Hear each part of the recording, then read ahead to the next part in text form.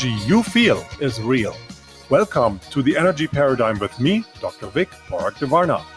Let's take a deep dive to the energetic core of life, work, business, politics, and education. This show questions everything we've been taught and told. It is eye-opening, mind-shifting, transformative, and earth-shattering. So get ready to ignite the spark, feel the energy, and work the magic. The Energy Paradigm with me, Dr. Vic, starts now. Hello, everyone. It's Danielle and Dr. Vic here with the Energy Paradigm, offering a different lens and a new perspective for the way forward for humanity, creating our future with a high vibration energy of possibility to create good for all around the globe. We are all about energy, the universal language of humanity, something we all have within ourselves. That which does not have vocal cords, only feeling ones. You feel it in your body, and you know it when you feel it. This is something you can't fake, and it always tells the truth, period. You just have to learn how to read it and to work with it, something everyone can. So let's become energy literate. So we have just started year 2021 and said goodbye to 2020. In numerology, this year is a number 5, a year of unearthing and clarifying, of cleaning house and of seeing through the muck. So what did you learn in 2020? What did you start in 2020 that was actually good for you? And that you think you'll continue in 2021. As this was a year of possibility and personal breakthrough, consider what your possibility and breakthrough will be this year. Maybe you have New Year's resolutions or goals. Did you accomplish any of those from last year? Did 2020 teach you that life is about ticking off boxes? Or of accomplishing or having to reach 2020 with a major breakthrough? Or did you learn it's about being? How to be? How to exist when everything around you seems to be falling apart, and how to find your center, the core and essence of you. In all of the turmoil, did you remember to smell the roses along the way? Because life is about the journey and enjoying it and living it and being life. So how can we be that when everything is turned around and feels so divided? I'll tell you a key. The way out is in. To go in within yourself. So today we're going to talk to you about the field, how you show up for life. So we're going to start by taking your pulse. Where are you along your journey?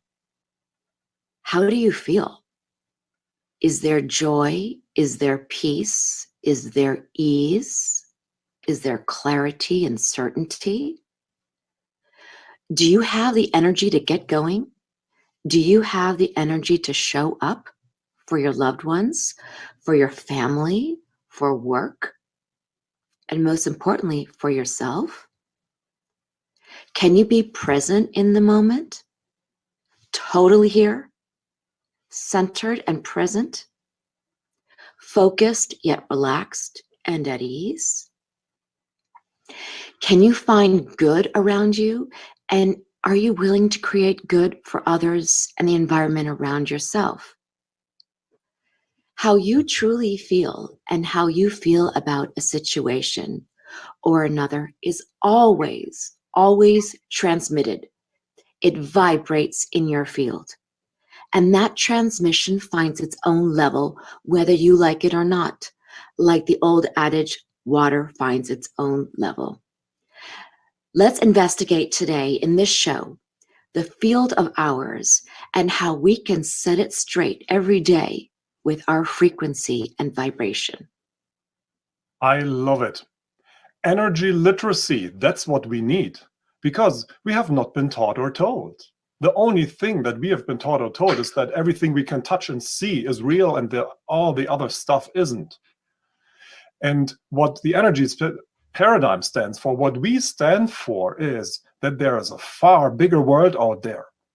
And that world happens in energy, and the energy creates the physical, tangible that we can see and touch and smell.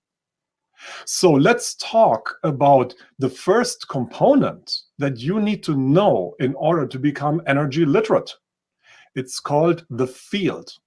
The field is, you can call it aura, you can call it electromagnetic field, you can call it bubble, some people call it egg. It doesn't matter. We have an energy field around us. And that energy field carries a signal. And for a lot of people who are not energy literate, that signal is random. Why? Because we don't know, right? So we go out there into our day, into our daily lives, and stuff happens to us that we actually don't want for us to happen. And many of these things that happen to us are actually a consequence of the charge, the vibration in our field. And you have seen that before. So let's say you got out of the bed with the wrong foot. You have one of those days, right? Nothing works out. And it's one of those doom days. You have that energy in your bubble. And that is why on those days, one thing after the other happens that you don't like. Why? Because there's friction in your field. You need to break through this. You need to say, it stops right here. So instead of plunging and jumping into more action, which is what we are taught and told, right? If something is wrong, you need to jump into action. You need to make things happen. You need to tweak it and do something. The opposite is needed. And Danielle, you just said that. The way is in. You need to stop right there when something like this happens to you and start feeling into your field. How am I energized? And we will talk a little bit more about the field and what that is and how to do it, right? And what the components are. But right now, what is in my field? Because the energy that you emit from your field, it's like what you just said. Water finds its own level. What does that mean? You have a certain vibration, a certain energy, a certain hum about you, and that hum aligns with other hums. We know that from frequency. If you have one thing, let's say you have a loudspeaker and you set the loudspeaker to a certain frequency and you turn up the volume, then something in your room will start to co-resonate, which happens to be at the same frequency. Yeah? So this is exactly what happens with our field. If we have anger in our field, guess what happens? You will find all the other wonderful people who are angry that day. If you have happiness in your field, you will actually find other people who are happy. And we always think, oh, it's because of my eye, because I'm seeing, right? I see bad stuff, so I see more bad stuff. I see good stuff, I see more bad stuff. It doesn't work like this. It starts with the energy of it. And we are highly sensitive. And that's calling and training to the energy. Thank you. That you match the energy that's present. And, you know, we need to become energy literate, because if we don't, we create all types of things we don't want to see in our lives. Here at the energy paradigm, we call this the wake of collateral damage. Imagine you are a ship and you're going in the sea or on a lake and you have a wake behind you, right? And that wake can be good ripples that make other people happy and that make yourself happy, or it can be frictionless ripples where you create what we call collateral damage, where you leave a lot of unhappy people behind. And that proliferates. And suddenly you have a whole bunch of unhappy people and they have it in their field and then they go on. This is how it works. So why not reverse this process and energize in a way that makes you happy? that makes you feel at ease, that makes you feel calm, that makes you feel strong, that makes you feel in your element, that makes you feel in charge of your life. And if you are tuned to that radio station, so to say, if you emit this frequency, guess what happens? Other people will find you who are at the same frequency, and suddenly you can co-resonate. And those people who are not at your frequency, it might rub off on them a little bit. So like this, one apple can spoil the whole basket, meaning one employee can spoil the whole team, one family member can spoil the whole family, but one family member can uplift the whole family. One team member can uplift the whole team. And it takes one strong and very well energized leader to turn around an entire company.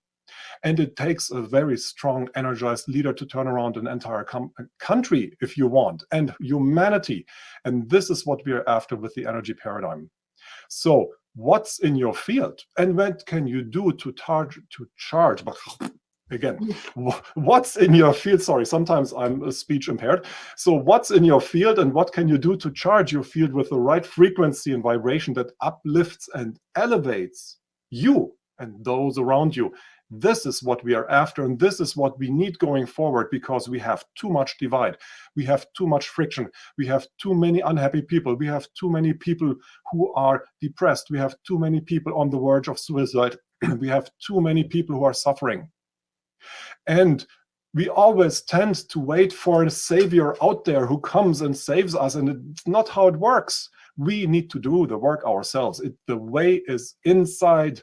We are responsible. You are responsible. It starts with you. And with the way in, it is your sacred time with yourself. It's not from a pill. It's not from a bottle. It is strictly time for you to commune with yourself, period. And when we talk about the field, it really encompasses a lot of different factors. One being your thought, because energy follows thought. So whatever your predominant thought is of the day, the energy will flow in that direction. So if you have a thought, oh God, this is going to be a horrible day, everything is going to go wrong, what else can go wrong today? Well, imagine what's coming towards you. You're like a magnet. So whatever dial you set your temperament to that day, or your thoughts, that's what you're tuned into, and that's what's going to come your way. So really something to be cognizant of, that you are co-creators of the energy that you emit. So you are responsible for that. You're also creating your day, your future. And if you don't like, if you don't like what you're seeing out there, you have co-created this thing. So it starts with you to change it. And changing doesn't mean you pick up arms or you argue. Changing means you change your field. And Danielle, you already mentioned it. So there are several components in our field. And if you are into any type of mindful practice, you have heard these things before, because they are universal. You can go to any type of spiritual or whatever practice that has to do with how to be, and you will find these components. The components are body, mind, and spirit. And we will get into those now a little bit. Why the body? We happen to be in physical form right now, right? There's a body, we can move it, there's something going on, we need to eat, we need to breathe, all those good things. Now, the body has a big impact onto how we are energized, on our vibration, on our frequency. How is that? The emotions that we feel, and we feel emotions all the time. Happy, sad, joyful, depressed, in love, in hate, right? I mean, all these things are going on all the time in the background. It's kind of the subconscious processing system of what's going on in our world. Those emotions go into the body, and they go into certain parts of your body, and they start lodging themselves there.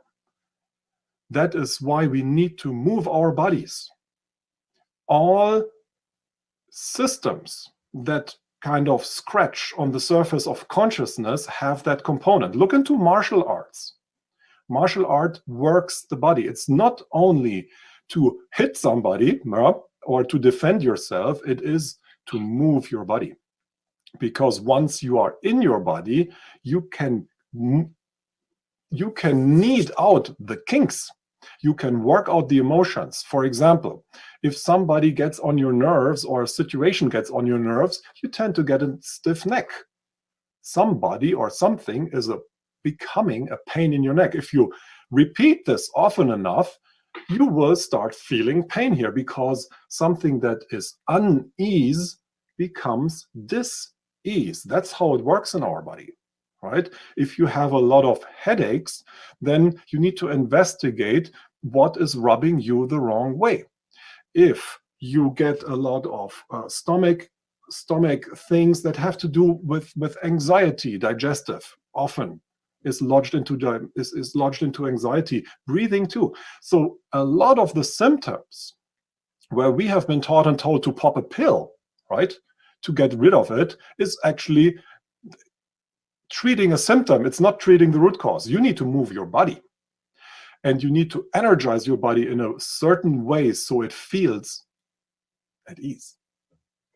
And one of the reasons why we say move the body is because, as Caroline May says, your biology is your biography. And everything that you think, everything that's happened in your life leaves a copy in your body, and it leaves an imprint.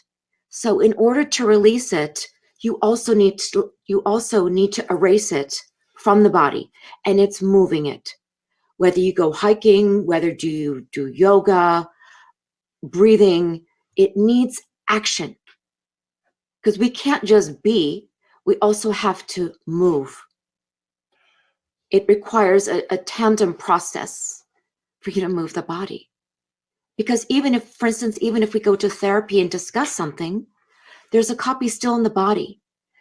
Or sometimes people go to yoga class and they don't know why they're furious at yoga class or just burst into tears, because maybe something has been dormant or hidden, repressed, that they haven't dealt with or didn't want to deal with, until the body starts moving and they think, oh my goodness, I understand what made me so upset or what made me so sad, which is an invitation for you once more to address it and just get rid of it for good.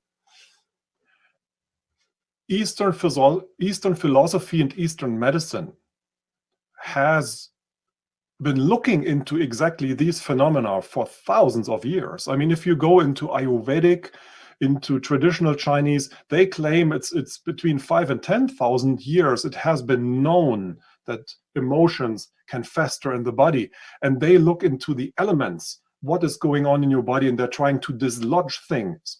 They're not treating a symptom, they're treating the root cause. That is where we need to go. So next time, for example, our heart can literally break.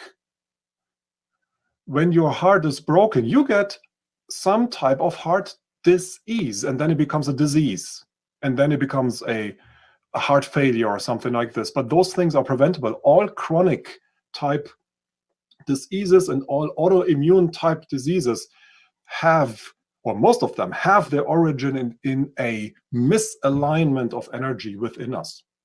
So that is the body part, and we need to be very, very mindful what we do with our body. The body needs to move. We are not made for sitting. So right now, what we are doing here is actually not good for us. We should be moving all over, right? So movement is imperative for our bodies. Look at our ancestors. They all walked the land, right? And hunters, gatherers, until we became settlers, and then we started sitting. So movement is paramount. Then the next thing our body needs in order to be energized, well energized, is we need clean air. We need sunshine. We need clean water. We need clean food. Those are the ingredients for a healthy body. That's the body part. Let's go to the mind part. The mind is a very funny thing. If unchecked, your mind can go completely bonkers. Because the mind has one primordial function, and the function is to protect you, the physical form of you, to protect your body. What does the mind do then? The mind constantly is on the lookout for, is this a threat or is this not a threat? Do I need to switch the body into fight or flight mode, or can I actually be here for a while? That is what the mind does. In every single situation throughout the day, the mind is preoccupied with what is the threat, where is the threat. And from an evolutionary standpoint, it makes sense, because we need to make sure that we don't get eaten by a tiger. But nowadays, we need to make sure that we don't get run over by a bus, or that we don't fall asleep at the wheel, or that we don't use a nail gun to nail our hand to a 2x4, which what a friend of mine did a couple of years ago. And so to avoid accidents and to avoid suffering in the physical form, our mind is very helpful. However, when you are in this constant discerning and in this pre-stages of fight and flight, or in the fight or flight, your mind does something very interesting. It shuts down. It sends all the decision-making into your body. You gotta run. You cannot make decisions when you are stressed. You cannot make decisions when you are in fight or flight. That is why it is so important for any type of fighter to stay calm during a fight, because otherwise you cannot make good decisions. You make really stupid decisions. So our mind needs to be calm. And there's a very funny thing, Alan Watts said that once, in Sanskrit, the word for mind is mud or muda, which means crazy, because our minds go crazy. They go bonkers. There's this constant chatter in the background, evaluating, judging, going here, going there, which prevents us from being here, in the moment, attentive, focused, listening. And that is what happens in most families, in most companies, in most relationships. People are not seeing each other because they're so preoccupied with other stuff. They don't see the essence of the person they're talking to. They don't even see their own essence. The second thing, we're not listening to each other because we're always listening to ourselves. Once we speak, and then when the other person speaks, we are thinking about our next sentence. We miss half of the message. And the third thing is, we don't even talk to each other, right? Because it's almost like two monologues that miss each other when we talk to each other. That is what happens if our mind is not checked. Third part. Oh, yeah, go ahead. There's a beautiful quote from Ram Dass, one of my favorite teachers, and who I think I am affects how I see you. And that pertains to the lens which we have for individuals and what we have for ourselves. Through what lens are we looking at the other person, being present to say, I hear you, I see you, and giving them the space just to be, because there's many strokes for different folks, as they say. One solution doesn't fit everybody. So through which lens, not am I judging you? Because judgment of anybody is actually self-judgment. So it doesn't benefit anybody by judging, but just giving them the space. Yep. And you give the space by seeing the person, the essence, by listening to each other, and by talking to each other, by relating. And this is one of the big topics that we are going to get after as we go on with our shows here, because today we look into the field and how you're charged. The next show is going to be the call. It's going to be, how do you step up?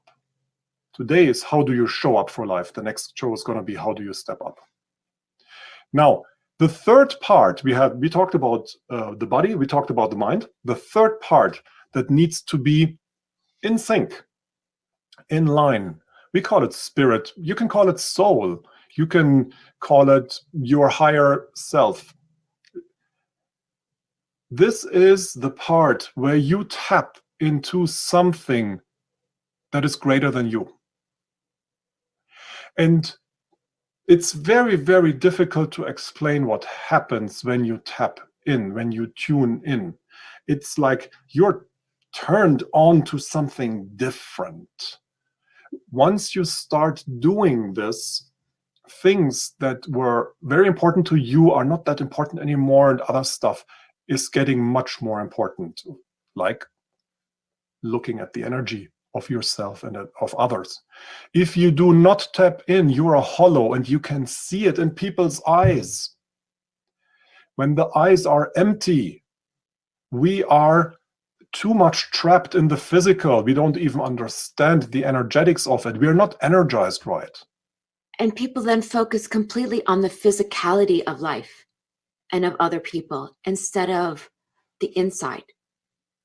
And we know that the physicality of it is a trap. Look at people in general.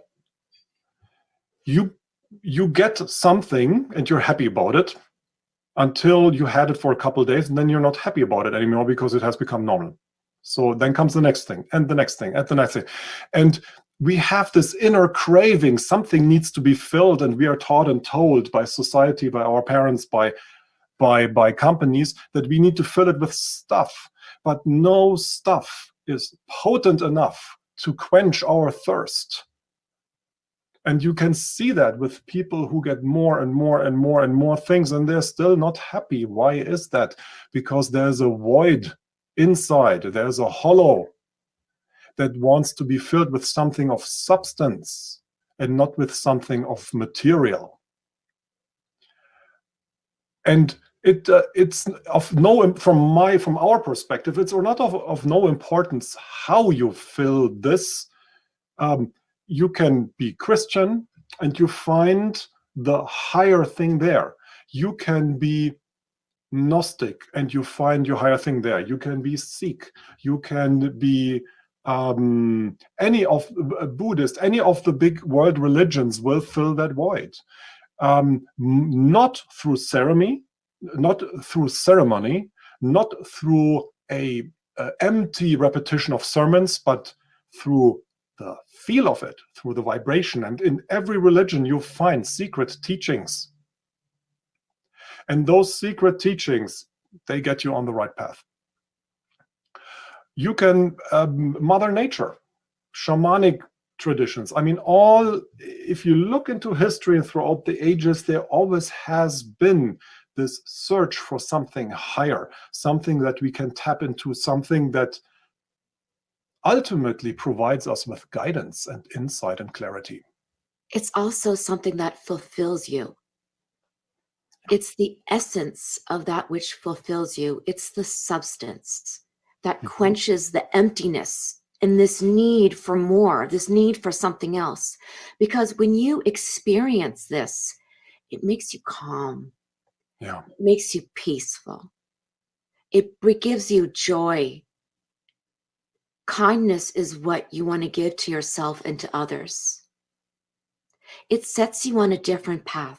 And as Dr. Vic was just saying, you know, those things that you thought you once loved and you needed, like you need a new car, you need to go to Hawaii, you need this outfit, you need these shoes.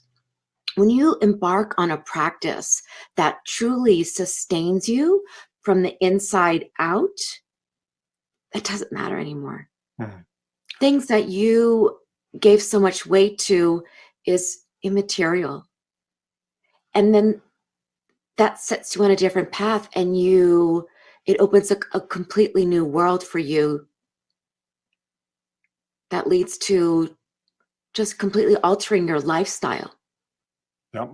It makes you dedicated to the practice. It keeps you coming back because you want that juju every time you sit down, or every time you go into prayer, or every time you go outside or take your drum, or when you sing, or whatever you do.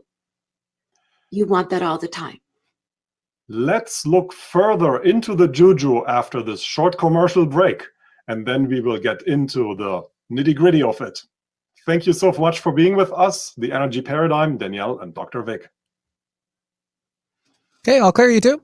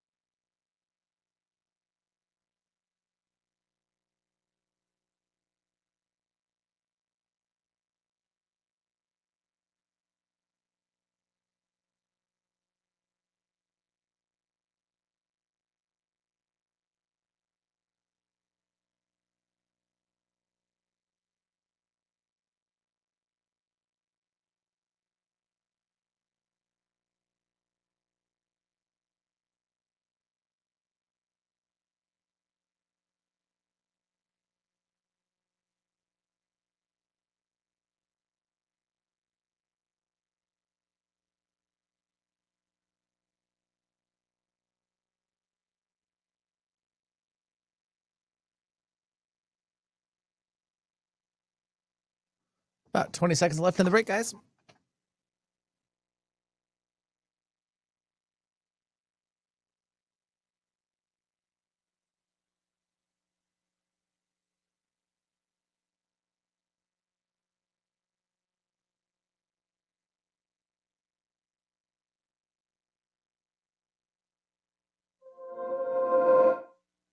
Ready to go? All right, stand by.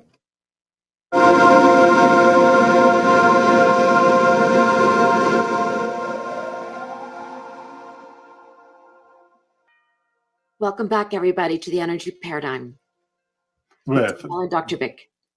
With Danielle and Dr. Vic. We need to change it in our intro because right now it only says Dr. Vic.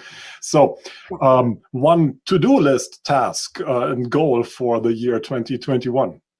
We just talked about the field. Today is all about the field, how we charge, what we carry out there, at what frequency we are vibrating, and how that creates the world that we are experiencing.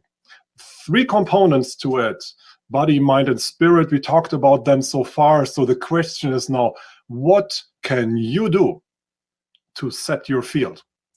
Because I've got good news for you. You are the co-creator of your own vibration.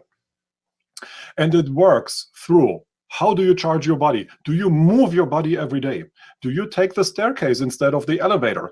Do you have a workout routine? Do you have a yoga routine? Do you do martial arts? Do you go for walks? You need to work the body because it moves out all the emotions that tend to lodge in the shoulders, in the arms, in the legs, in the stomach, everywhere. This needs to be worked out, and sometimes it burns when you do that, and that's actually a good sign because that means the emotion is coming out. And as Danielle said before, when you're sitting in a yoga class and you start crying, that is grief coming out of your body. It's fantastic. That's a good thing. Go on and cry some more. So that's the body, and offer your body sunlight, clean air, good water, clean food. That's what the body needs in order to be energized. To match that, you need to calm your mind. How do you calm your mind? Quiet time is so important. Nowadays, we are so immersed in noise. Noise from the street, noise from the computer, noise from the telephone, noise from the fax machine or the printer, noise from the music that we are playing. There's almost no quiet time anymore. But in 2020, since a lot of people were at home, a lot of people found pulled and interested in learning something like meditation. So classes for meditation classes have risen exorbitantly. So there's a need for individuals to find that peace, that ease within themselves. Calm mind and a calm body. That's how it works. And once you are calm, and how can you figure out if you're calm? Count your breaths. Deep belly breaths, Buddha belly. Try to go to maybe 6 breaths per minute. That's a good way to do it. The real masters, they do 1 breath per minute. 15 seconds in, 15 seconds holding, 15 seconds out, 15 seconds holding out. That's brutal. Good luck. Good luck with that one. But you can get it to 6, 4, 5, 4 breaths a minute. The slower you breathe and the more controlled you breathe, the calmer your mind. It's very interesting connection between your mind and your body here going on. And your breath is indicative of your thoughts. So the slower and deeper you breathe, the calmer you are and the more in control of your thoughts and your emotions. And the better decisions you will make, because you cannot make decisions when you're in inner turmoil. It doesn't work.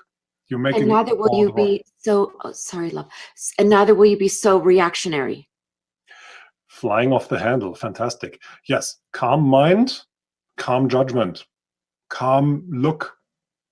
Very important. And then we talked about spirit, the tapping in. So we already talked about all different types of traditions. If you choose yoga, that's perfect. If you choose a mindful meditation practice, that's perfect. If you're interested in dabbling into Buddhism, fantastic. Every tradition has something to offer. Sufism, they're all great. And there's not one better than the other. No, even like very entrenched and rigid institutions like the Catholic Church still have something to offer. If you read the Bible, there's instructions in there on how to meditate, actually. Yeah. And really, it just comes down to you finding what works for you. What does it for you? And experiment and try different traditions, or try them all. Jewish, Kabbalah, they have it all. Yes. So it's all there. You need to find it and go to a bookstore. Look at all the things in the book that you pick out. You are in the right frequency for that book. That's how it works. It's very weird. It's not a conscious decision. It's not like, here it may take me 2 years and this might take me 1 year. No, that's not how it works. It is the hunch. It is the feeling. What you are attracted to is right. Yeah. No rigidity. There's nothing to accomplish. Outside your body, how can you charge your field? So right now we looked inside, right? We looked at mind, we looked at body, we looked at the spiritual realm, but there's also a lot of influence that comes from the outside that influences us. What people are you surrounding yourself with? What people are you hanging with? What's their energy? It rubs off. If you have somebody at home who's always complaining, that is a very, very heavy energy, and you know that when you go there and you try to be kind and nice and everything, and then when you leave, you're totally drained, right? Then there are people out there who overwhelm you. They talk all the time, right? And they talk your ear off until you bleed out of your ears. And then that's the same thing. And this is so draining. And in the end, you don't even know what they were talking about. And they don't even know what they were talking about because they just talk to justify their own existence, right? What books are you reading, if at all? What TV shows are you watching? You need to be very careful. There's energy imprinted in there, and that energy affects you and how you feel. It's not a mindless, I'm in a trance watching this thing. Be very mindful. Is this energy that actually I want to expose myself to? Do I want to have this in my field? Because it rubs off. What social media are you consuming? Are you one of those people who engage in the social divide? That has a big impact in not only how you feel, but what you're emitting and the people that you attract. What movies are you consuming, etc., etc., etc. So be very mindful of your interactions. The tendency is that on a normal day, we consume too much and we talk too much. And with that, we also need to be cognizant of the environment we're in, whether at home or in the office, that it's not toxic. And a toxic environment is one that's rigid, it's critical, it's punishing, something is wrong with you. Mm-hmm. That is the signs that, for anybody, that's not a healthy atmosphere or environment to be in, to make any progress or to allow any spaciousness or freedom or permission to just be as you are, which is what we're after here in the energy paradigm. The freedom to be and express just how you are. And with that, you are in the driver's seat. You are the leader of your life. It's your responsibility and your authority, how you want to charge. And that is good news, because like this, you're not exposed. You're not a victim. You're not exposed to anything that's happening to you, because you can very deliberately choose what you want to let in and how you want to energize every single day. And it is like brushing teeth. You need to do it. If you don't do it every single day, it falls back into creating random, and we don't want random in our lives.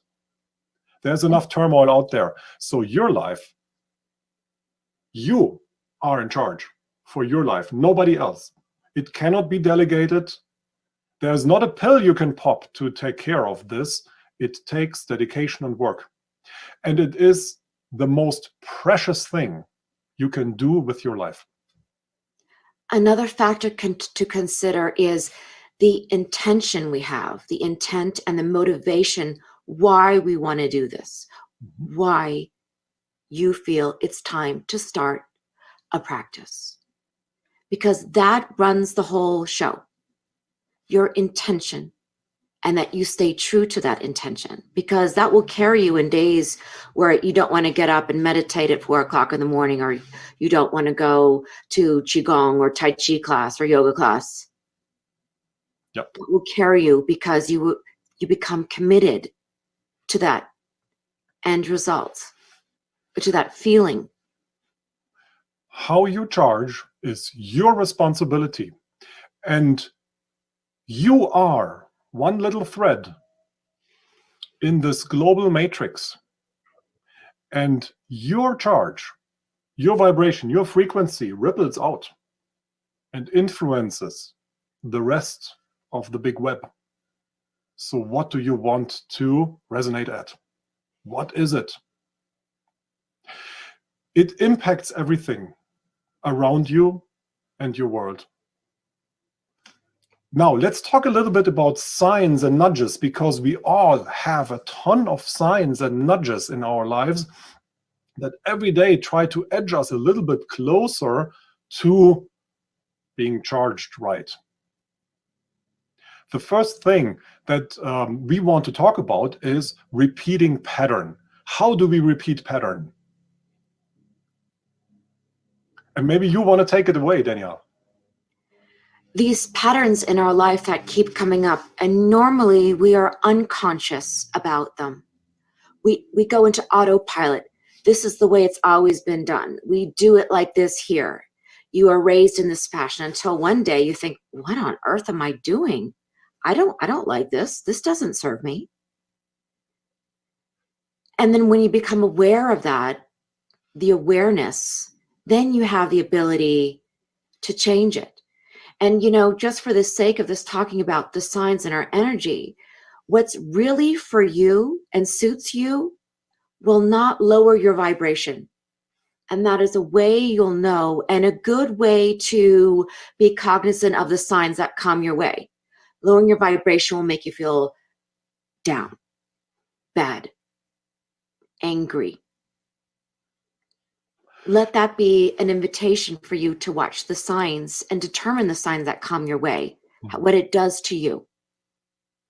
You can even feel it in your body. A situation that doesn't feel right, you tend to shrug, pull in your head, pull up your shoulders. It's something that it's just not sitting right. In a situation that feels good, it's opening up, it's expanding. The other one is contracting, right?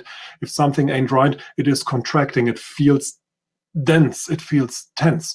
And the breathing becomes shallow, and it becomes in the upper chest, not in the lower belly, which leads to better breathing and a calmer countenance.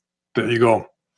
And now, when we talk about repeating pattern, there's one thing that I think most of us have experienced, and that is we have been in a relationship, and that relationship broke up for whatever reasons, and we go into the next relationship and there's the same person again, right? We are repeating the same story You all again. Over again. It's me. Oh God, you again. Yeah, goodness. How could I? Hell no. You can see that. And in work, you just got rid, quote unquote, of the unpleasant colleague, and then the next one steps in and fills exactly that void and is unpleasant again. That is an energetic pattern that has not been resolved. And that's a nudge for you to look into your own energies. So where is there something within me that is not resolved, that I have not worked out? There's a kink somewhere in the tablecloth that in my, that I need to get out with the iron. And what hasn't been expressed, and what part of you has put a lid on what actually needs to be expressed or done. Yeah. Then another big sign and another nudge is when you experience friction with the person that rubs you the wrong way, right? In some traditions, they're called wonderful teachers because they push your buttons until you explode. Yeah. But that means there's something within you that can be pushed out of balance. So you're in your field and somebody comes and it's pushing you out of your inner harmony. It's pushing you out of your inner balance. It's pushing you out of your calm, and you become not calm. So that means there's more work to do. Something is in there that needs attention. And the question is what? Because otherwise it will become a new pattern and it will repeat itself. Life is funny. It sends us these teachers, it sends us these situations so we can learn. This is all one big learning experience. You can actually look at it as one big experiment. Can we learn or can we not learn? Yeah? And what do I have to learn today? Let's see. Who is unpleasant to me and what can I find in myself, right? This is how it works. And there's that old adage, know thyself. And if you take the time to truly know yourself and know what you like, you're not going to be able to be manipulated. Mm-hmm. And that there's no need for you to comply with anyone. And no one sets the mandate for you on how to be and how to behave. And these are things to really think about. What you've been told as the truth. Is it something given to you or you decide? And let this serve as an invitation for you to do the self-exploration needed to figure that out on your terms, just for you. So what is on your billboard? Because what you have in your field is like a big billboard. What's the signal? What is your brand that you are sending out there? And you need to pay attention to it. Are you sending out there, I'm a doormat? Are you sending out there, I'm a dangerous person? Are you sending out there, I'm an insecure person? Those are all things that will be picked up by other people. And they will mirror it back to you. And that is the learning. And that's the signal, that's the sign for you to change something. For example, if you are someone that struggles with insecurity, for example, you haven't discussed it with anyone, you keep it quiet to yourself, but you feel it.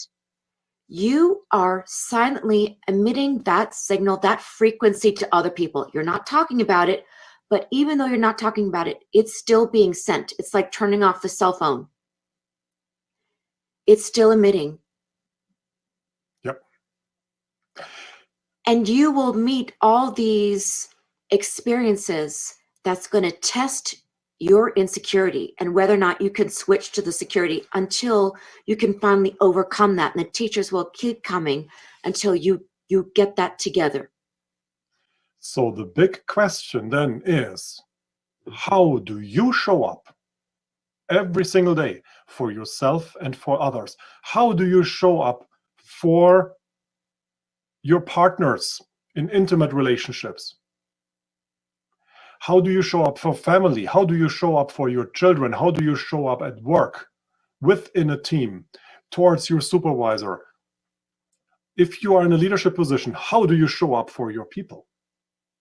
If you are in a learning environment, how do you show up for school, for college, for university? You set the tone.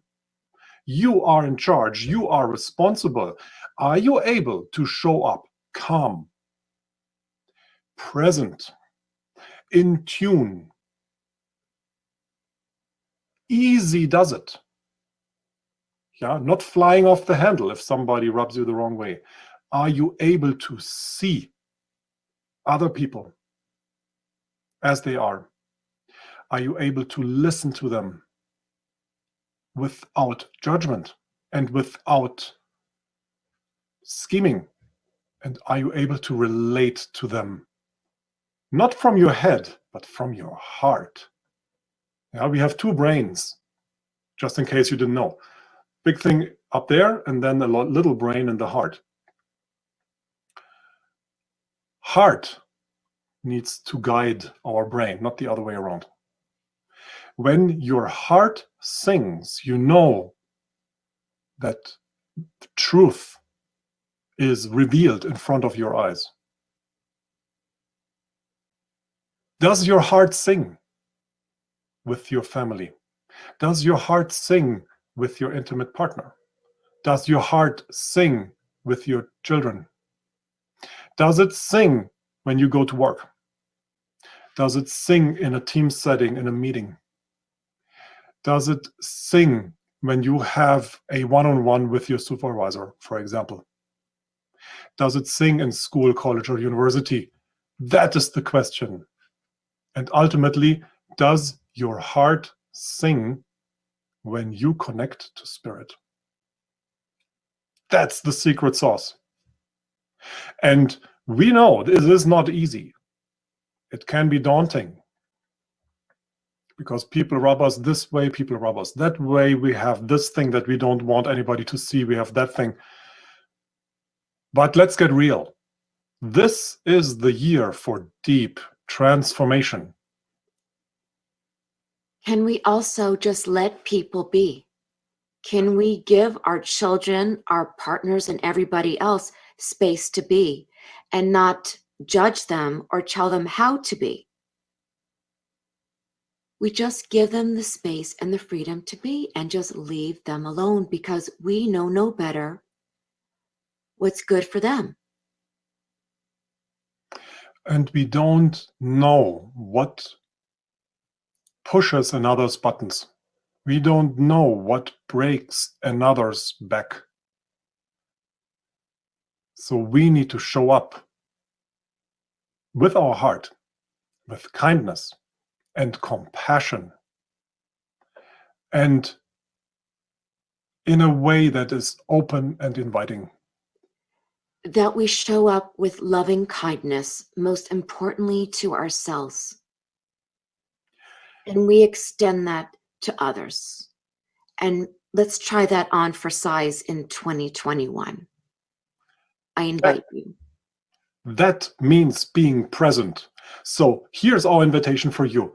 Be present every day for yourself and for others and in every situation. Charge your field, examine your field, and become a beacon of light. And keep that vibration up. To uplift humanity. That's what we want. And with that, we will wish you a wonderful, uplifted beginning to this new, wonderful year.